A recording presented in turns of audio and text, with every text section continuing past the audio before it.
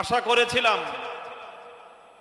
বহু রক্ত, জীবন, অনেক অশ্রু আর ঘামের বিনিময়ে অর্জিত জুলাই বিপ্লব পরবর্তী বাংলাদেশের মানুষ তাদের ব্যালটের অধিকার ফিরে পাবে।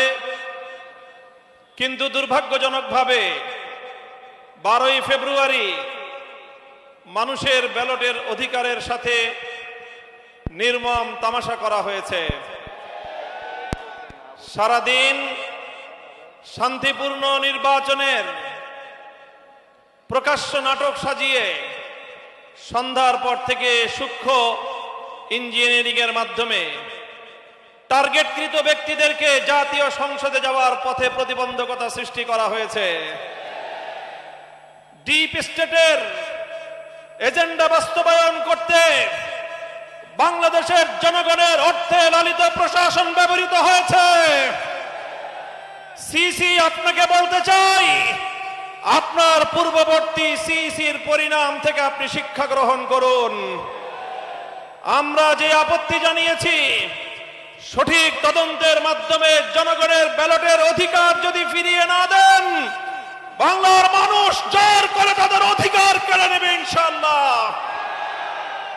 আপনাদের এই প্রহসনের প্রতিবাদ করার পর গোটা বাংলাদেশ জুড়ে আমাদের 11 দলীয় নির্বাচনী ঐক্যের নেতা কর্মী সমর্থকদের উপর যেই পৈশাচিকতা চালানো হচ্ছে, আমাদের বোনদেরকে ধর্ষণ করা হয়েছে, আমাদের মা বোনদের শ্লীলতাহানি শুধু নয়, তাদেরকে শারীরিকভাবে লাঞ্ছিত করা হয়েছে, আমাদের বাড়ি ঘরে অগ্নিসংযোগ করে বাংলাদেশে আবার নতুন করে ফ্যাসিবাদ ফিরিয়ে আনবার পায়তারা চালানো হচ্ছে।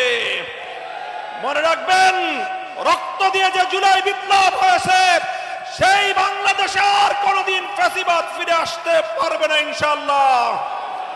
পুরনো ফ্যাসিবাদীদের সাথে সখ্যতা করে বাংলাদেশের রাজনীতিতে যদি তাদেরকে আপনারা প্রবেশ করবার সুযোগ তৈরি করে দিতে চান, যেই পথ ফ্যাসিবাদকে ফিরে আসার জন্য তৈরি করবেন, সেই পথ দিয়ে আপনাদেরকে দিল্লিতে বিতাড়িত করা হবে।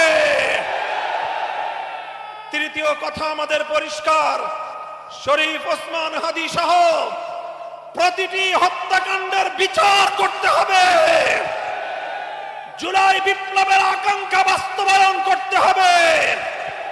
জুলাই স্পিরিট থেকে যদি এক চুল পরিমাণ বাংলাদেশকে বিচ্যুত করার ষড়যন্ত্র করা হয়, জুলাই যোদ্ধারা আবার মাঠে নামবে, আবার মাঠে নামবে, আবার মাঠে নামবে ইনশাআল্লাহ।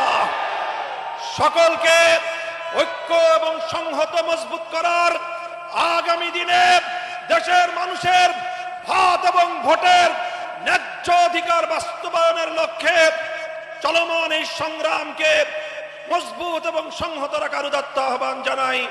নাসরুম মিনাল্লাহি ওয়া ফাতহুন করিব।